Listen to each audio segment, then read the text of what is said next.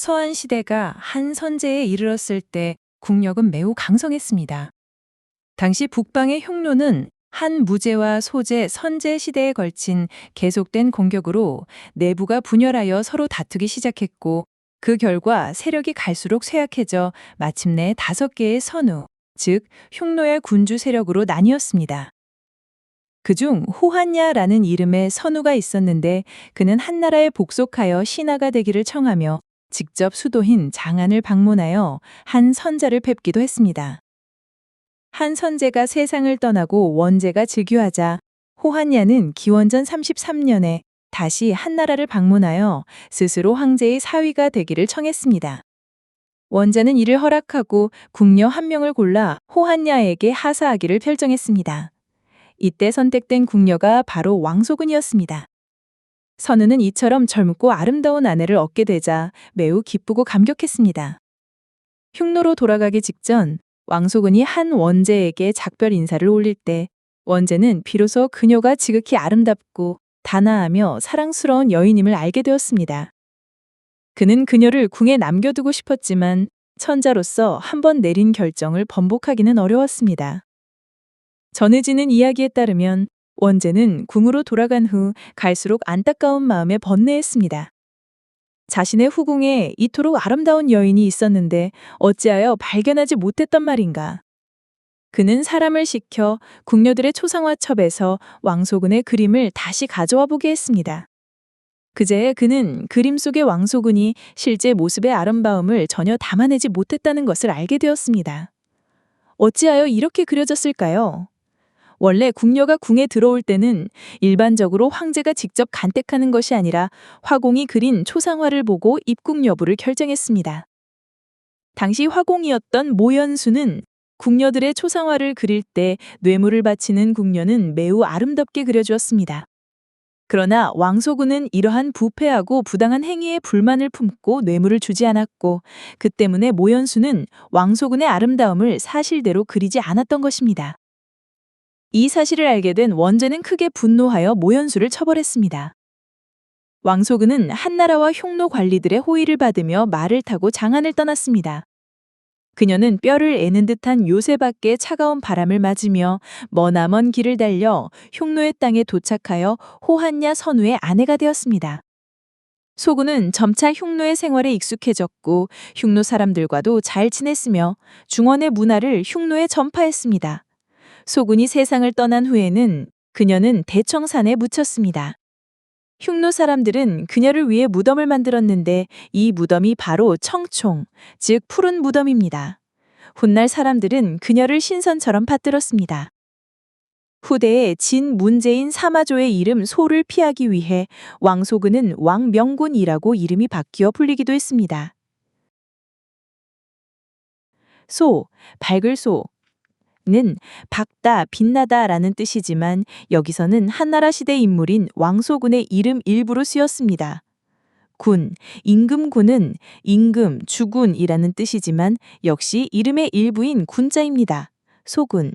이 두 글자는 합쳐져 역사적 인물 왕소군을 가리키는 고유명사입니다. 출, 날출은 나가다, 밖으로 나오다 라는 뜻입니다. 새, 변방새는 변방, 국경의 요새를 의미합니다. 옛 중국에서는 주로 만리장성 너머의 북방 지역을 가리켰습니다.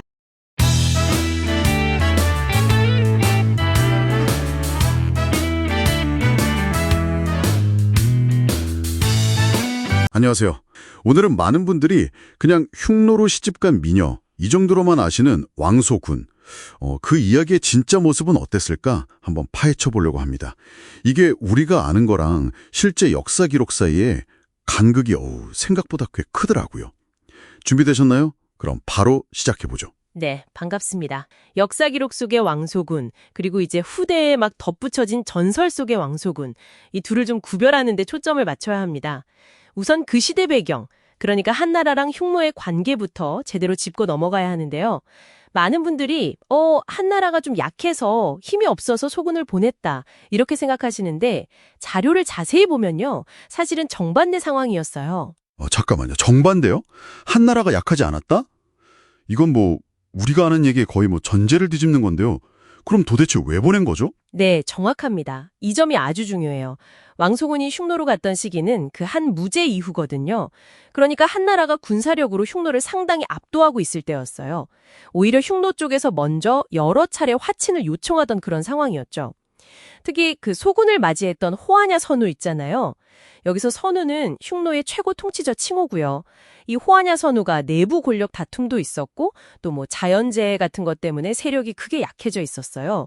그래서 한나라에 먼저 와서 제가 신하가 되겠습니다 하고 도움을 청하던 그런 입장이었습니다.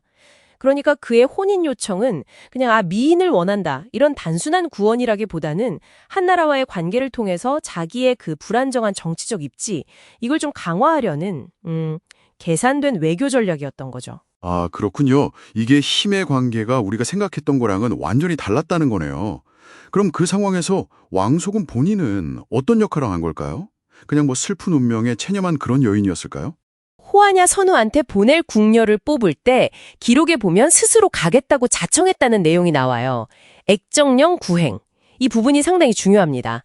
이걸 보면 마냥 그냥 끌려간 수동적인 희생자가 아니라 어쩌면 이 답답한 궁궐에서 그냥 잊혀질 바에는 차라리 흉노 땅으로 가서 새로운 기회를 찾아보겠다. 뭐 이런 능동적인 선택으로 해석할 여지도 충분하다는 거죠. 와, 스스로 기회를 만들려고 했다는 해석이라니 이건 진짜 좀 의외인데요? 흥미롭습니다.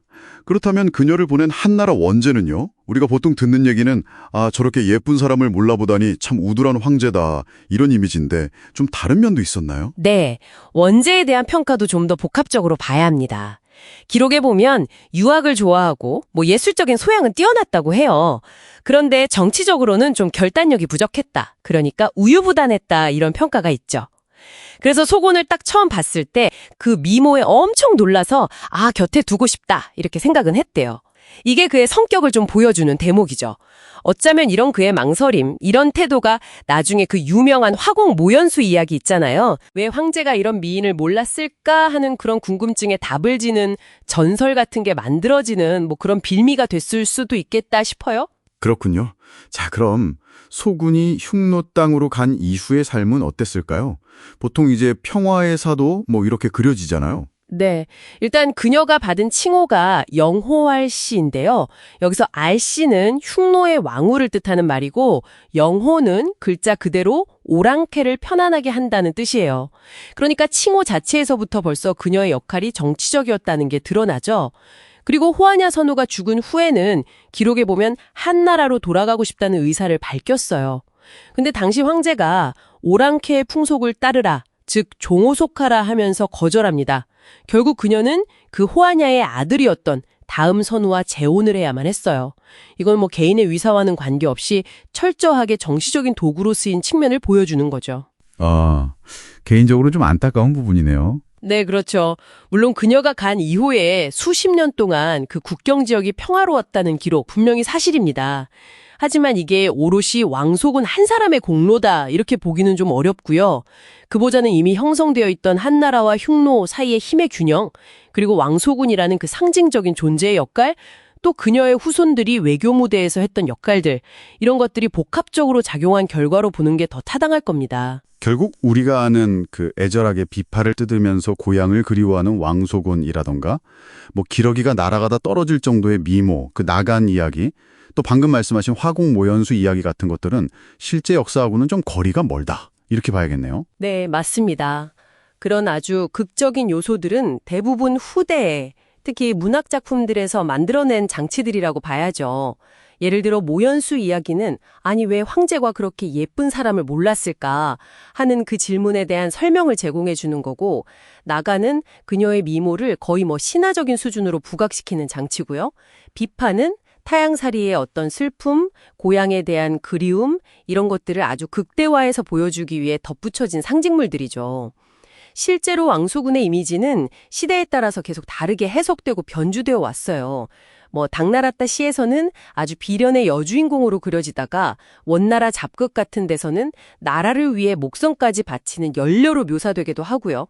또 현대 중국에 와서는 민족 화합과 단결의 상징으로 또 그려지기도 하고요.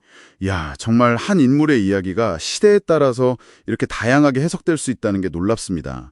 결국 들어보니까 우리는 두 명의 왕소군을 만나게 되는 셈이네요. 한 명은 역사 기록 속에 존재하는 어쩌면 그 절망적인 상황 속에서도 스스로 어떤 돌파구를 찾으려고 했던 현실 속의 여성 왕소군. 그리고 다른 한 명은 시대의 필요에 따라서 끊임없이 재해석되고 만들어진 문화적 아이콘으로서의 왕소군. 네, 정확하게 보셨습니다. 아마 왕소군 이야기가 이렇게 오랫동안 시대를 넘어서 사람들의 마음을 계속 사로잡는 이유가 바로 거기에 있을 겁니다. 한 개인의 어떤 운명과 국가의 이익 사이의 갈등, 또 여성의 주체성 문제와 시대적인 어떤 한계, 그리고 문명의 충돌과 또 화합의 가능성 같은 아주 보편적이면서도 복잡한 질문들을 우리에게 던져주기 때문이 아닐까 싶어요. 네, 오늘 이야기를 들으시면서 여러분은 어떤 왕소군을 만나셨나요? 이 역사적 사실과 또 후대에 만들어진 이야기 사이에서 한 인물이 어떻게 각 시대의 거울이 되어 왔는지 한번 곱씹어 보시는 것도 참 의미가 있을 것 같습니다. 자, 마지막으로 이 자료들 너머에 질문을 한번 던져보면서 마무리할까 합니다. 오늘날 우리는 왕소군 같은 이런 역사적 인물들을 어떻게 기억하고 또 어떻게 소비하고 있을까요? 그리고 그 이야기가 지금 여기 우리에게 던지는 메시지는 과연 무엇일까요? 한번 스스로에게 질문을 던져보시는 것도 좋겠습니다.